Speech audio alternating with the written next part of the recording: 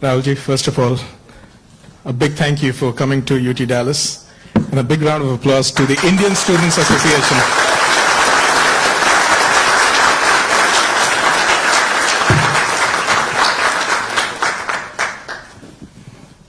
I hope we are keeping you warm enough here in Dallas. Yeah.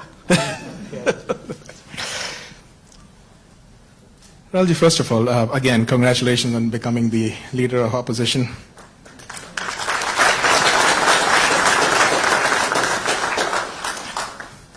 A few of my students came to me and they asked one simple question. It's like, what does his day-to-day as the leader of opposition look like? So can you tell them what exactly do you do in that role? Yeah, first, thank you very much for coming here. It's an honor for me to come, and lovely to see so many people from back home, so many students.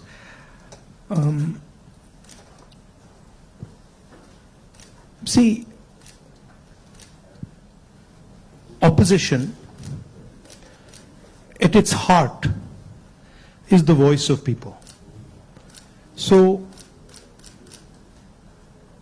if you have parliament, of course, there's a whole sequence of events that go on, but what you're generally thinking about is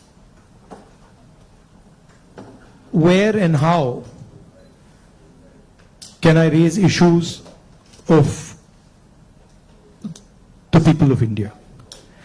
And you're thinking from a individual perspective, and you're also thinking from a group perspective. You're thinking from a industry perspective, you're thinking from a farmer perspective, and the important thing is that you do it sensitively and after listening and understanding carefully.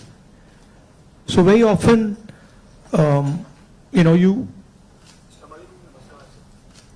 you see an issue in the beginning. When you're new to politics, you see an issue and you're like, oh, that's what the issue is. But when you go into a little bit of detail, you realize that there is nuance and complexity. So understanding that nuance and then planning your day according to that, that's how it generally works. Parliament, of course, you go there in the morning, and then it's like a war. You go in and then you fight.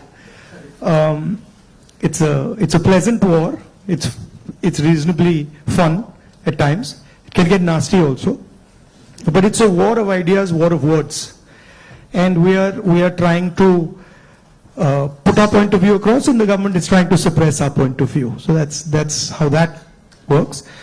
And then there are a lot of people who come and see you, different types of people, party people, business people, farmers, these type of delegations. So you're constantly listening to what they're saying. So you just mentioned that you look at issues in a certain way differently. Now, thinking about your career as a politician, the first time you got elected and this time, has there been a change in the way you look at these issues and your mind thinks differently about how to go about them? Quite differently. Now, I'm coming to the conclusion that listening is much more important than speaking, right? And listening doesn't just mean that I come there and I listen to you. That's not listening. That somebody you're talking to me and I'm looking at you and I'm hearing what you're saying, but I'm not listening. Listening is a completely different thing. Listening is putting myself in your position. So if you're a farmer, going into the person's life, going into the person's day-to-day life, and then understanding what he's trying to tell you. So listening is fundamental. And then understanding the deeper dynamics. So you then are not just swimming around on the surface, you're raising fundamental issues, and you don't go raising every single issue. You focus clearly and you're like, okay, this is important, I got to raise this. this is something important, I got to fight for this. This is something important, I got to fight. So you choose your battles much more carefully. I think you hit it on the head, that prioritization. So, very good definition of political strategy or business strategy. Understand clearly what you don't want to do.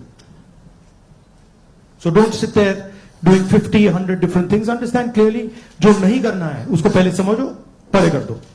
And then उसमें से 3-4 चीजें निकलेंगी, and then that's what you got to focus on. Well, I think back to the students, that's what we talk about. So this time you're hearing from Mr. Gandhi himself about prioritization. Now, a few things that you mentioned just takes me back a few months. A very unprecedented event happened in terms of the yatra. Personally, for me, a 30-minute walk on the treadmill, you can see 4,000 kilometers and connecting with people in a very different way. How has that changed your perception about people, and how has it helped you connect with people differently? See, the first question to ask is, why were we walking 4,000 kilometers? Right? You know, it's what created the need for us to do this? And the reason is that all avenues of communication in India were shut. Every single avenue, no matter what we did, it was all shut. We spoke in Parliament, that's not televised. We go to the media, they don't pick up what we say. We even go with documents to the legal system, nothing happens. So, all our avenues were shut. And for a long time, we literally couldn't understand how to communicate. And then suddenly we hit upon the idea कि भाई अगर media आपको लोगों के पास नहीं ले जा रहा, इंस्टीट्यूशनल सिस्टम आपको लोगों के पास नहीं ले जा रहा, तो फिर डायरेक्टली चले जाओ. And then what better way to go directly than to literally go walking across the country? And so that's what we did. And I must tell you, in the beginning itself, I had a little bit of a knee problem. So 3-4 days into it, I was like, "Ye kya kar diya?" I was like, you know, because you get up in the morning, I go running, and so you get up in the morning and you say, "Okay, I'm going to go run 10 kilometers," and they're like, "ठीक है," and then you get up in the morning and you say, "I got to walk 4,000."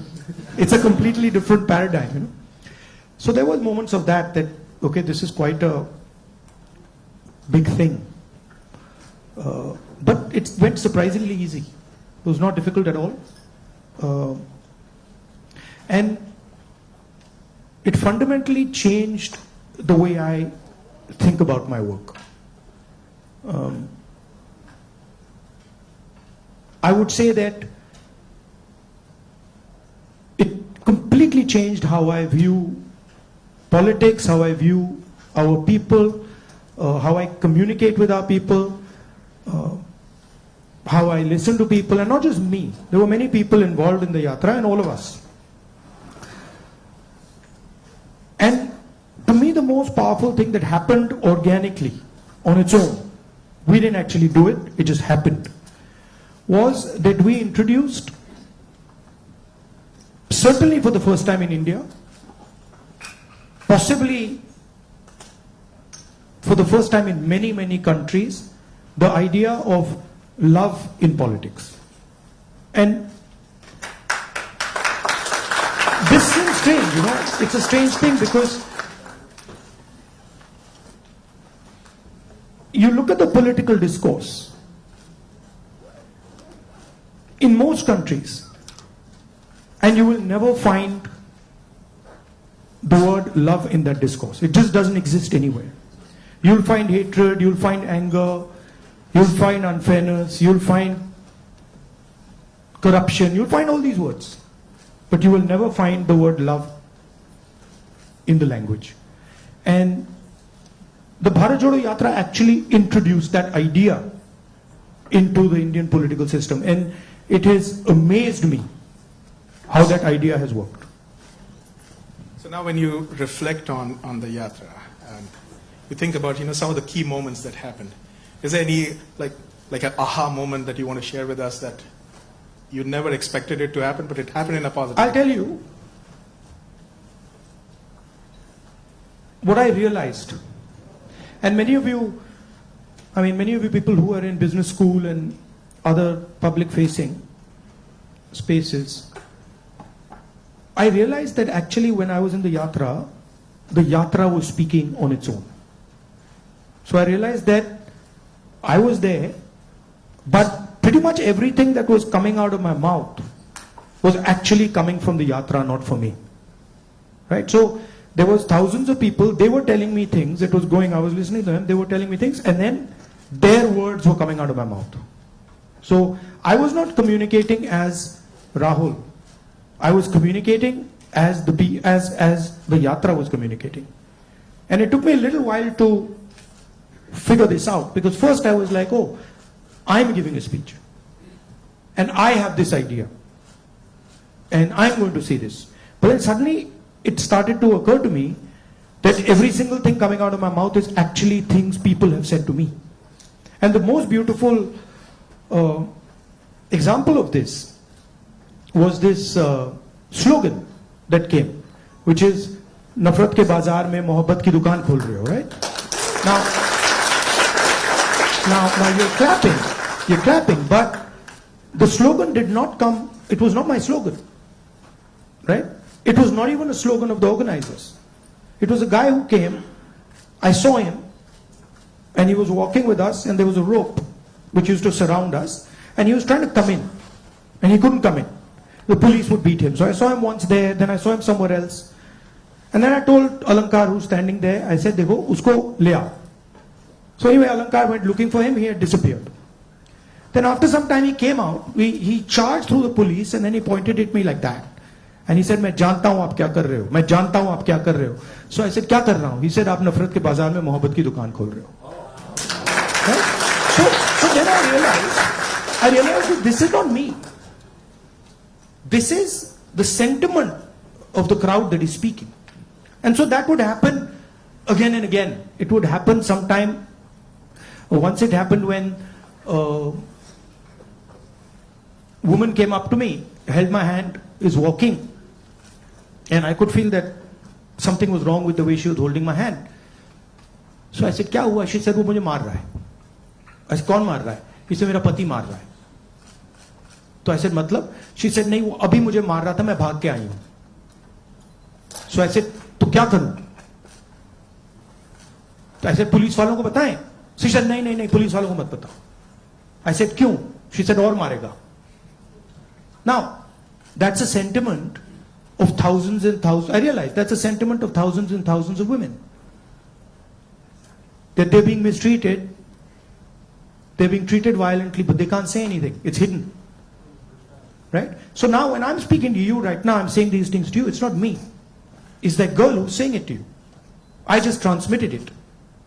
So that's the job, in my view, of a politician, is to listen to sentiment, to understand sentiment deeply, and then to give it to other people, right? Like I can see the faces here of the women versus the men, and when I'm saying that, I can see the faces of the women are different. They're reacting completely differently to what I said because they're understanding that. They're like, "Oh yeah, I've been through that before," right? So that's the idea. The idea is not that Rahul Gandhi has some fantastic vision for the country and now he's going to project the vision to the country. The idea is, what is the country saying? What is the country feeling? Right? So, in our system, I always used to wonder why this idea of sort of annihilation of the person. You know, if you look at Mahatma Gandhi, you see him in a sense destroying himself.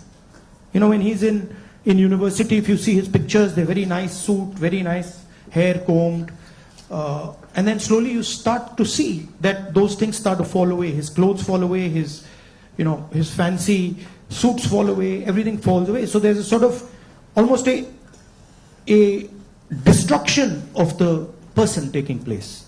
And you can see this in many of our leaders.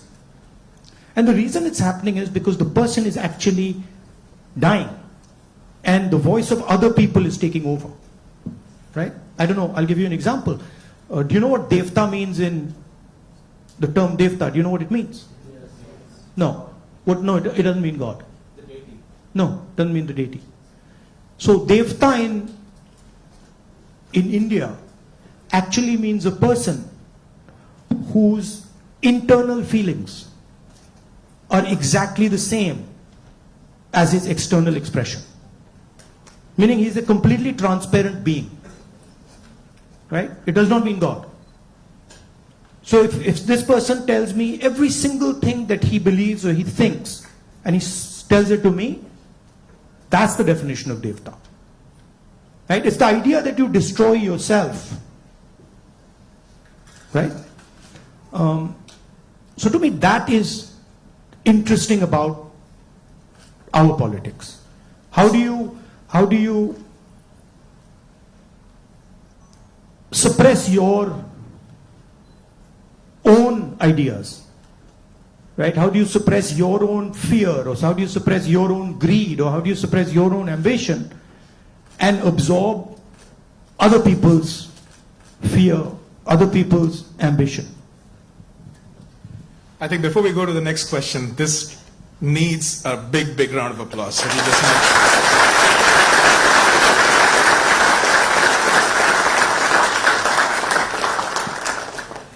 If you look at our big leaders, and historically, and you can see extreme, so you can see a Buddha who's extreme, you can see Bhagwan Ram, same thing, you can see Mahatma Gandhi. The basic idea is the destruction of the identity. The basic idea is the destruction. No. The basic idea is the destruction of the self, right? And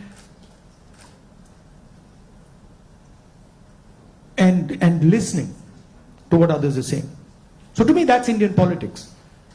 That's the heart of Indian politics, and that's what an Indian leader is. That's how an Indian leader is different than, say, an American leader. An American leader will say to you, listen, we got to go there. I'm going to take you there. Promised land, let's go. Indian leader attacks himself. Gandhi essentially attacked himself. Totally different concept. In some words, in some ways, Bharat Jodo Yatra was an attack on myself.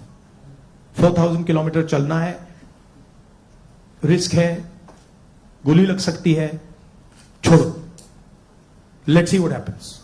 So then that generates a completely different way of thinking and a completely different relationship with people.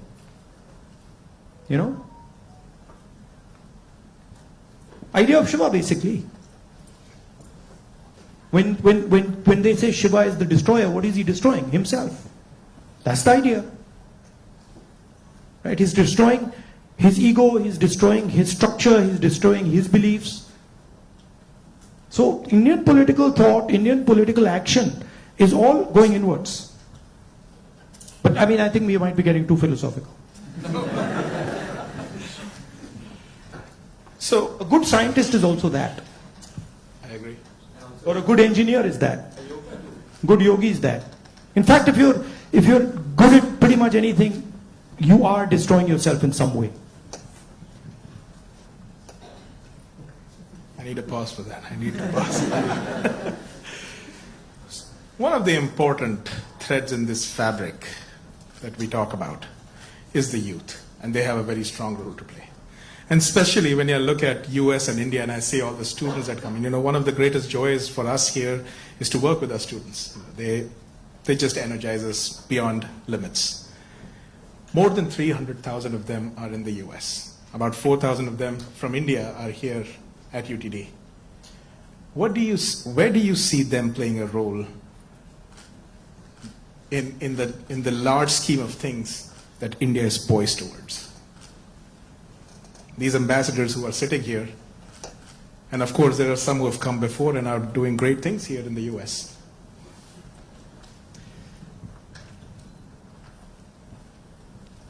In one way, there you are a bridge between the rest of the world and India. So you have ideas and values that you bring to the United States.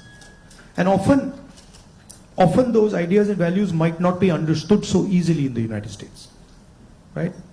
There's a different cultural ethos, different cultural system here. But your ideas are as valuable as anybody else's. In the same way, they also have a culture, an ethos here. Today I met some young guys just before I came here who came to the United States, not students, but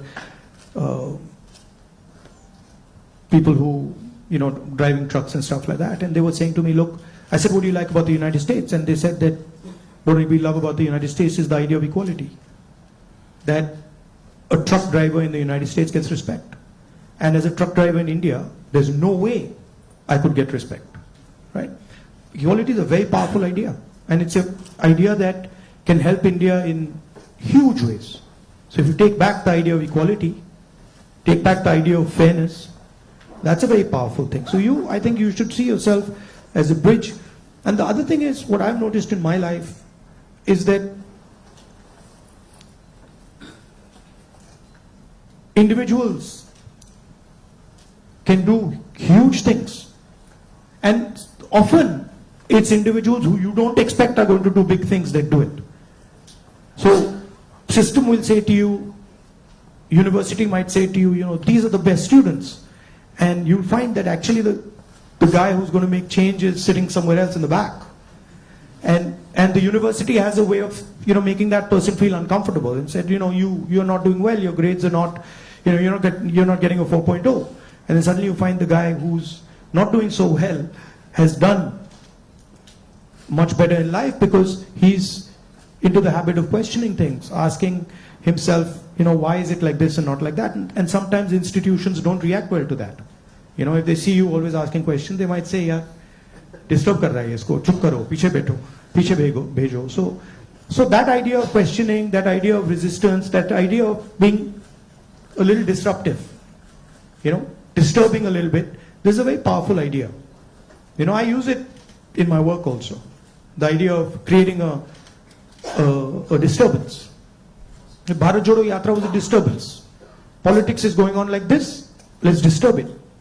We don't like the way it's going on, we want to do it like this. So I think that's powerful. If you understand the culture you're operating in, understand your culture, and then have this sense of, how can I do something to bridge it, how can I do something to disturb it, it's powerful. Talking about the same youth, I think the life of anybody who's young and is in some, like the 20s, the life is like a soap opera. Every day there is a new challenge, there is something that is... It's the life of somebody who's in his 50s, 60s, 70s. The soap opera continues. It's not that the soap opera stops at 30, yeah? Let me tell you.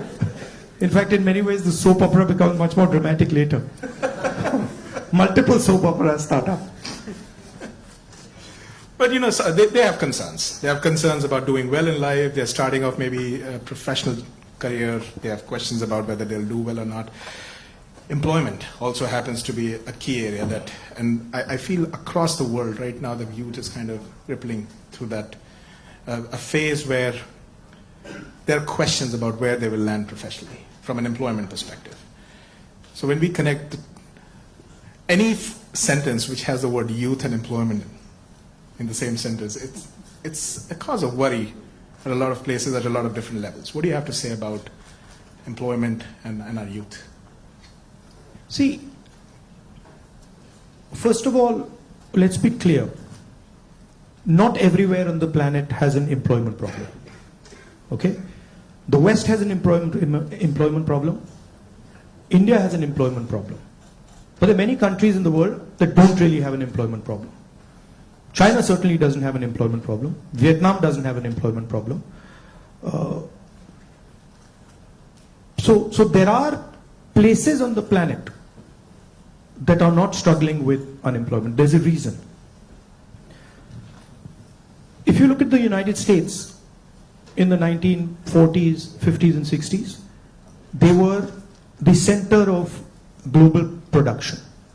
Anything that was made, cars, washing machines, TVs, all made in the United States. Production moved from the United States. It went to Korea, it went to Japan, eventually it went to China. And if you look today, China is dominating global production. You go to India, you look at the phones, you look at the furniture, you look at clothes, you'll see on the back, made in China. That's a fact, right? So what has happened? The West, America, Europe, India, has given up on the idea of production. And they've handed it to China. The act of production creates jobs. What we do, what the Americans do, what the West does, is we organize consumption. Okay? Uber is organizing consumption. Okay? Foxconn is organizing production. Mahindra organizes production. Bajaj organizes production. These are the guys who create the jobs. And that is the problem. You're never going to employ India using IT, using consumption. It's not going to happen. So India has to think about the act of production and organizing production. And India has to, it's not acceptable that India simply says, okay, manufacturing, what you call manufacturing or production is going to be the preserve of the Chinese, it's going to be the preserve of the Vietnamese, it's going to be the preserve of the Bangladeshis, right? Bangladesh completely outcompetes us in textiles. Regardless of the problems they're facing right now, they wiped us off. They wiped us clean in textiles, right? So we have to reimagine how to produce in a democratic environment. Until we do that, we will face high levels of unemployment. And frankly, it's not sustainable. So you're going to see that if we carry on down this path of forgetting about manufacturing, you're going to see massive social problems coming in India and in the United States and in Europe, right? The polarization of our politics is because of this. We're getting ready to ask a few questions from the audience. Can we have the runners with the mics? But while we do that, Rahulji, in this, what you just spoke about, that even if people are fine with the way their jobs are and they're secured, we have a new challenge in the name of AI. And there's a lot of fears around that AI is going to take jobs away. Do you feel so as well? Again, see, every time you get a new technology, the argument is made that it's going to take jobs away, right? When computers first came, it's going to take jobs away. When calculators first came, it's going to take jobs away. ATMs came, it's going to take jobs away. Okay, this is a fact. Now, what happens is, it does take jobs away from some people and then transfers them to other people, right?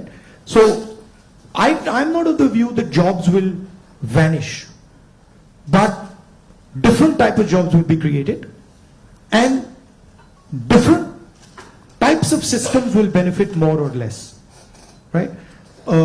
I think, for example, the IT industry in India is going to have a real big serious problem because of AI.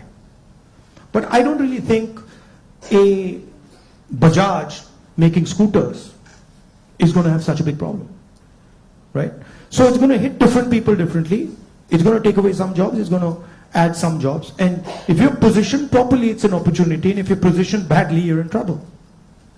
I mean, I remember Mr. Vajpayee gave a speech that Indians don't need computers, right? And somebody else gave a speech that Indians don't need English. Computers created millions of jobs in India. It's a fact. So it depends. It depends how flexible you are and how well you're looking at the future. Thank you so much. We do have some folks here who would like to ask a few questions, so can we get a mic here, please? Mr. Shroff, right here. Oh, okay. First, let me. Okay. I have two questions. So first of all, thank you for the opportunity. Let's keep it to one question, please. Yeah. Yes, one question. So India has a young population. So what are your plans to modernize the education system and bridge the gap between the education system and employability? That is the first question. Let's keep it to sure. one, please. Thank you. Nimish. Should I just answer this one, or you want to get to, okay? I'll try. I think many people say that India has a skills problem. I don't think India has a skills problem. I think India has a skill respect problem. So India doesn't respect people who have skills. But I don't think there's any limit on the skills that are already available in India. Okay? Second, our education system doesn't connect with the business system. So you have a business system that is operating on its own, and you have a sort of ivory tower education system. And the education system in no way connects deeply with the skill structure of India. So I think bridging that gap, linking those two systems of skill and the education system, vocational training, I think is fundamental. I think currently huge problem in the education system is the ideological capture. So, you know, feeding ideology through the education system. Most of our vice chancellors today are placed by the RSS. It's an organization that has a very particular perspective on life, on history, on the future. That's really damaging. Having one organization that is placing all its people in our education system, I think that's damaging. So ensuring that people who run our education system are independent, are not, you know, ideological, or are not committed to sort of a particular way of thinking, I think is important. Thank you. Dr. Gupta. Rahulji, I have a question. What's your vision of creating growth in the industry, manufacturing? No, I don't see. Again, what I think is not as important as what the large mass of Indian people think, right?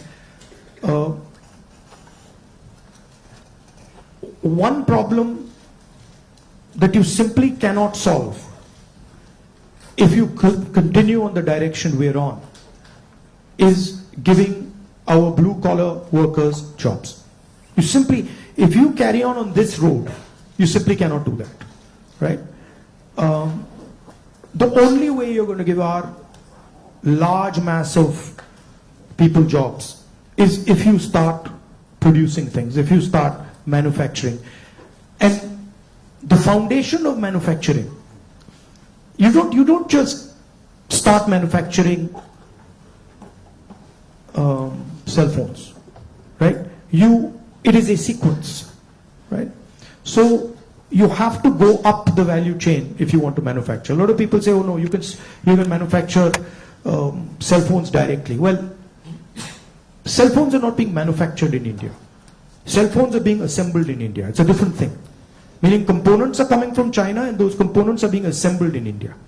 Right?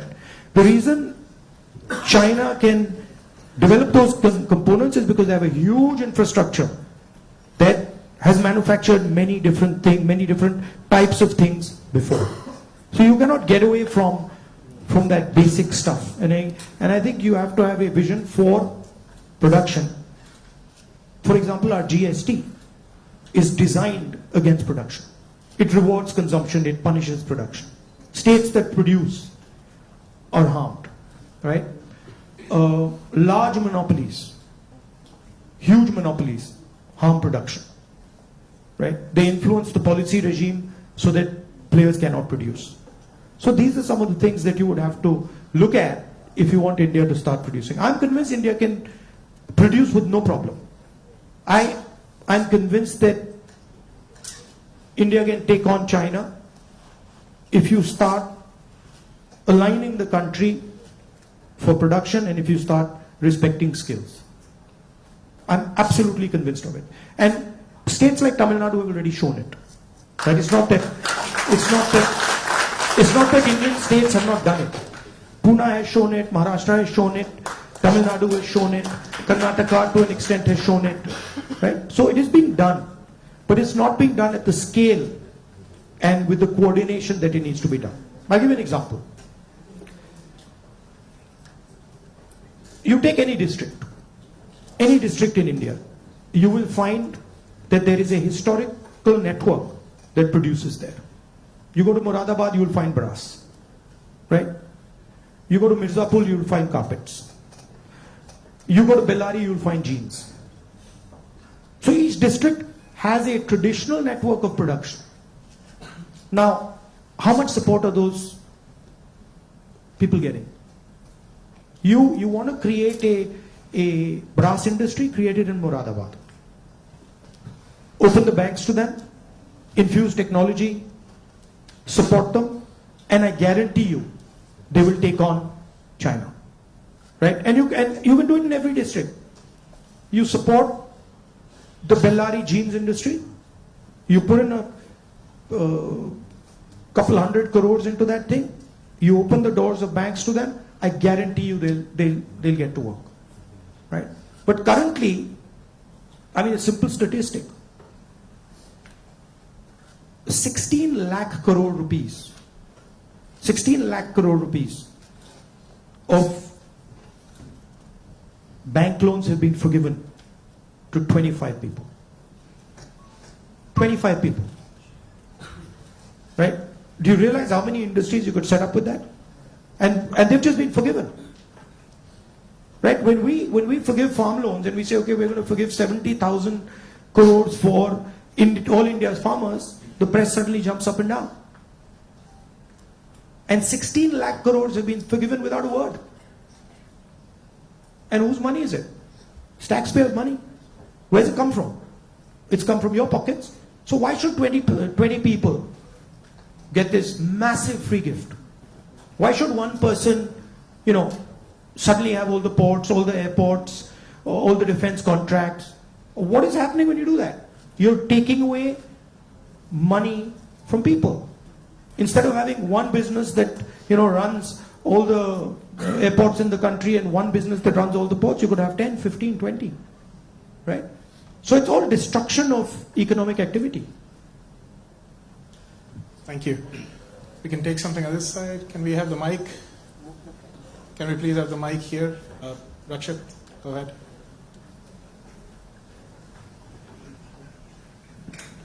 Hello, Rahulji. My name is Rakshit. First of all, thank you so much for being here. We feel so privileged. So my question is, how do you think we as students and youth contribute to and get involved in public service and the development of our country? Come and work with us. We can show you. But realize that it's not a neither is it easy, and it's not fun all the time. It can be unpleasant, it can be hard, but it's got its, you do get gratification from it, but it's not easy.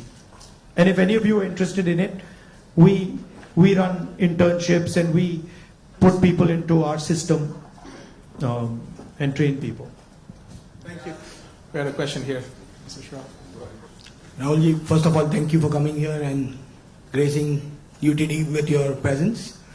I'm a faculty and I also represent a lot of students, so I'd like to ask, for everything we look at it and say there is always something you can even do better for something that you haven't done successfully. So looking back, Bharat Jodo Yatra was so successful. Couple of things what you could have done differently if you did it now.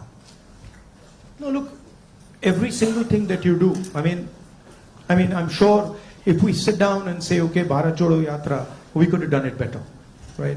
There's nothing that you do that you couldn't have done better or you can't do better. And that's just how life works. And these are choices. So I don't think I've ever done anything perfect in my life. And I don't think I will ever do anything perfect in my life. But it's a learning experience, right? So you start off, you try something, doesn't work, you do it again, and then it works. Yeah. Thank you. Take another question. One thing that I didn't think was important, because of something my father said to me once, which is strange, which turns out is quite important, which is that once my father told me, look, if you work properly, you don't need to tell anybody about it. Work speaks for itself. But it's actually not true. It's a strange thing, it's not true. You've got to communicate it. And the one thing I have fundamentally changed is that earlier I would do something and I wouldn't communicate it. And now I do something and I communicate it. It's not actually my nature. My nature is actually just to do it and not communicate it. But I think it is important that you communicate. Should be a two-way traffic. Yeah.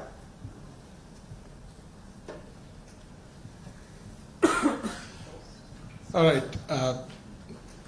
Yes, let's go there. Can we have the mic? My eyes feel like a lot of machine right now. I'm trying to pick up which one I see. Where is the mic? Jitesh?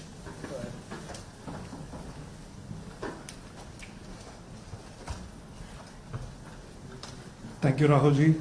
So, as my friend Rakshit was saying, like public into service or public into politics, which one you prefer? Like one Indian youth should be more into service or like complete into politics? Look, don't have a rigid idea of what political action is. And in the same way, don't have a rigid idea of what service is. Those two can overlap, right?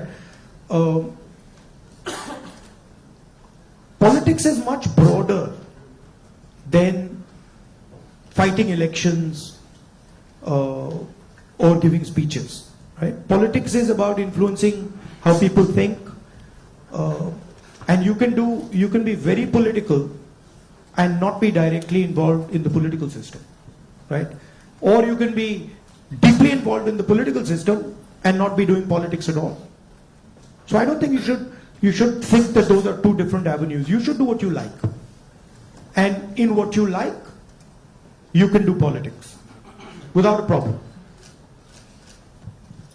I think we have time for another couple of questions, right? So, Dr. Mehrotra, can we have the mic here, please?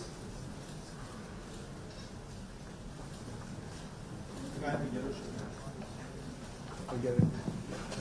Okay. First off, thanks a lot for being here. It's a rare opportunity and we are truly grateful. To me at least, and I could be wrong here, it almost seems like there are two Indias. One that is reaping the benefits of the growth that we see, and then one that's being kind of bypassed. There's still an unacceptably high number of people living in abject poverty who don't even have access to the very basic of quality education. What vision do you have to ensure that this India that's kind of been cut off at least gets some benefits, and that it's a little more equitable, the benefits of India's economic growth? There are clearly two Indias, and very small percentage of people, benefit from India. The vast majority of people don't benefit from it.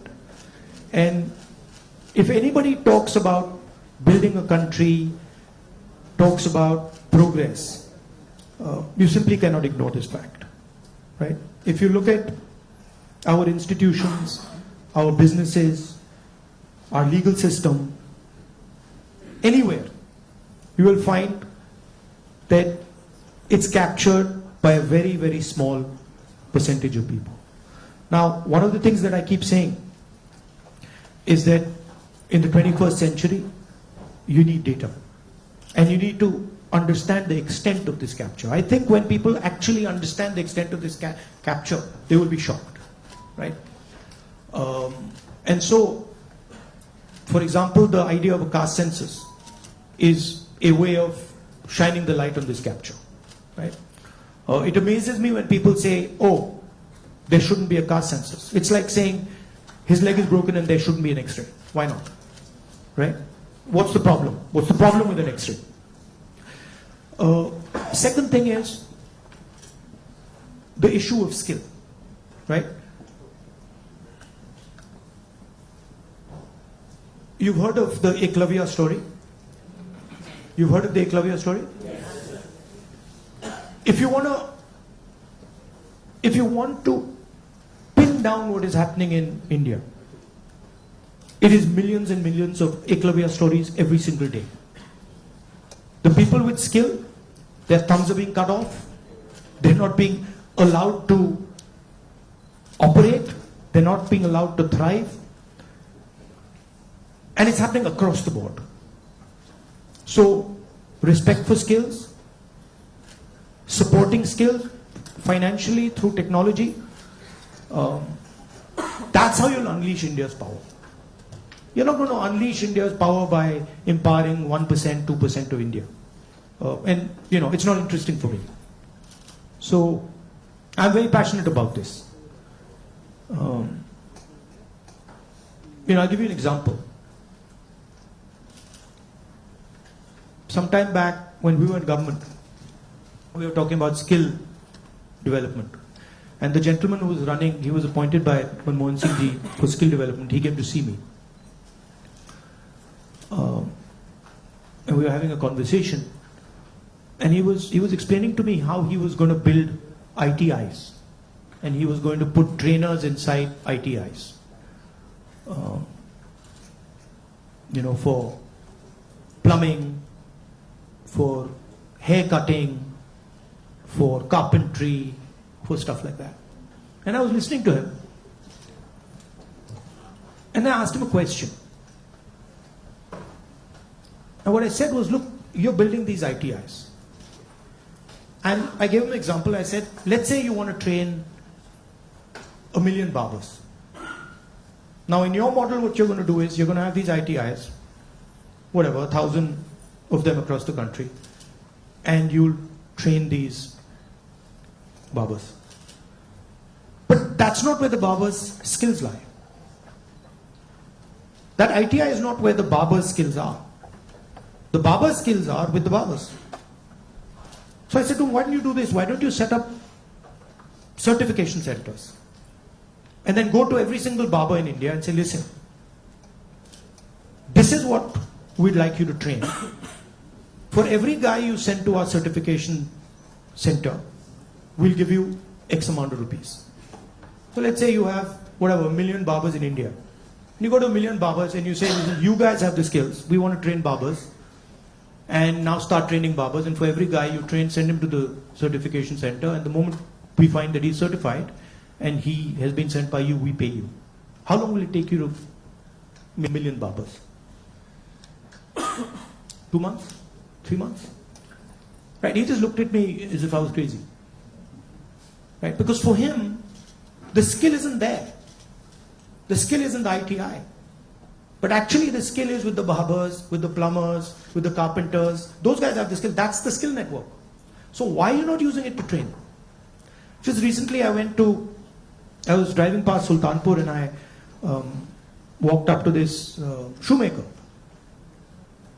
It was amazing because the guy says to me, I said, what's your biggest problem? He says, I've been working here for 40 years and nobody has ever respected me.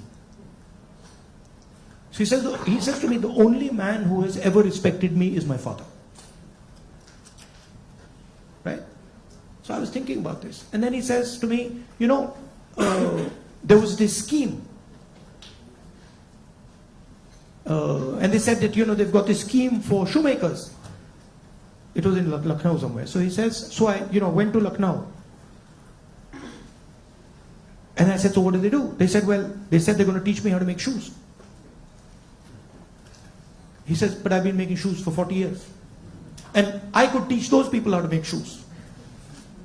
Right? So it's a fundamental disconnect with where the skills are. There's no shortage of skills in India. There's shortage of respect of skills in India. So you want to find the best carpenters in the world, they're sitting in India. But nobody respects their skill. Nobody actually tells them we believe in you and we want you to build something. Right? So you can't build industry without respecting skill. Thank you. Maybe we are in time for one last question. So the lady here in the stripes, can we mic to her?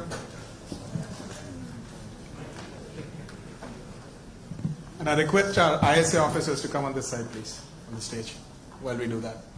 Please go ahead. So as we all know, the female labor participation in India is quite abysmally low, and no country can ever progress or become developed with only 50% of their population working.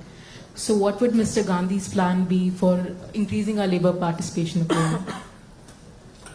And not just labor participation. It starts with a bad attitude that Indian males have towards women. And I don't mean every single Indian male, but a large number of Indian males' attitudes towards women is just, it's ridiculous, right? So it starts there.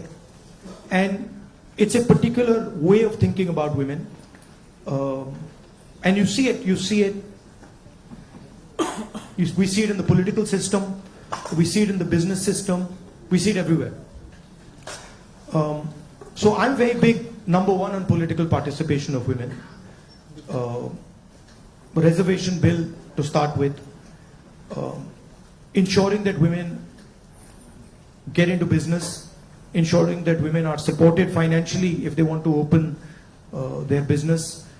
And then making sure that it is made easier for women to participate, right? Women have their own particular issues that you need to take care of before they can start to participate. So I think the first thing is of thinking of women the same way you think of men, right? That they can do anything men can do, if not better, and that they are equal and better in many, many things. Yeah. Also, by the way, this is part of the ideological fight between the BJP and us, right? The BJP and the RSS believe that women should be restricted to a particular role. They should stay at home, they should cook the food, they should not talk too much, right? And we believe that women should be allowed to aspire to whatever they want to do. Mr. Gandhi, if I just say that it was great having you on campus, that is a big, big understatement. But can we give him a round of applause?